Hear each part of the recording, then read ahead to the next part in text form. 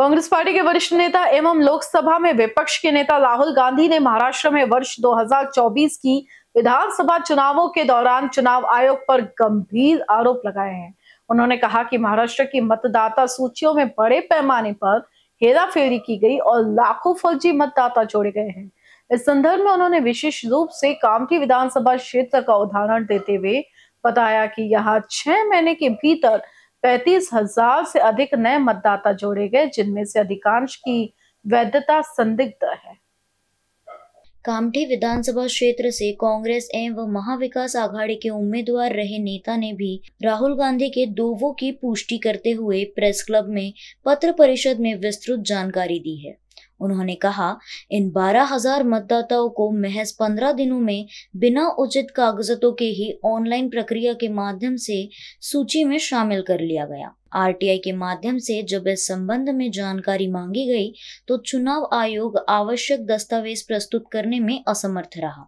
अधिकांश मामलों में केवल आधार कार्ड या कोई एक पहचान पत्र ही लिया गया, जबकि नियमों के अनुसार मतदाता पंजीकरण के लिए शाला त्याग प्रमाण पत्र, ग्राम सचिव प्रमाण पत्र जैसे दस्तावेजों की आवश्यकता होती है।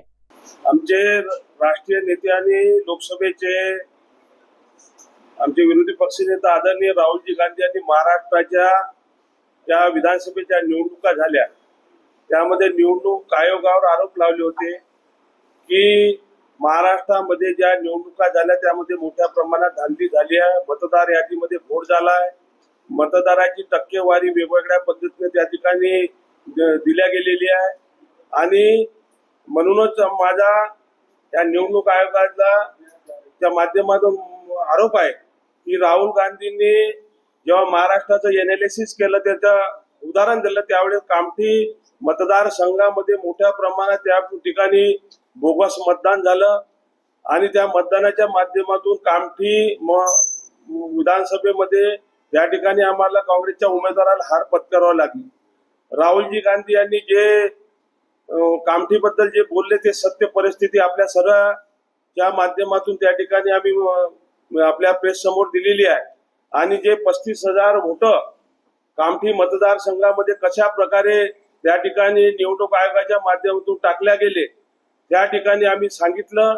आणि फक्त आयडी प्रूफच्या भरोश्यावर मोठ्या प्रमाणात ऑनलाईन त्या ठिकाणी ऑनलाईन नोंदणी केली आणि जिल्हाधिकारीची अंतिम यादी प्रसिद्ध झाल्यानंतर तेव्हा 23,000 मतदार त्या ठिकाणी समाविष्ट झालं आणि अंतिम यादी झाल्यानंतर पहिल्यांदा आपल्या महाराष्ट्रामध्ये पहिल्यांदाच ऑनलाईन मध्ये 12,000 वोटिंग कामठी मतदारसंघामध्ये निवडणुकीच्या कालखंडामध्ये त्या ठिकाणी समाविष्ट झालं। म्हणून माझा स्पष्ट आरोप आहे या कामठी सहित संपूर्ण महाराष्ट्रामध्ये राहुलजी गांधी यांनी जो आरोप केला तो सत्य परिस्थिती जनतेसमोर आली पाहिजे। या दृष्टिकोनातून निवडणूक आयोगाने जे निवडणूक आयोग जे बोगसगिरीचं उत्तर देते त्यांनी निवडणूक आयोगाने ते बोगसगिरीचं उत्तर देणं बंद करावं आणि सत्य परिस्थिती जनतेसमोर या महाराष्ट्राच्या जनतेसमोर त्या ठिकाणी आणली पाहिजे। कारण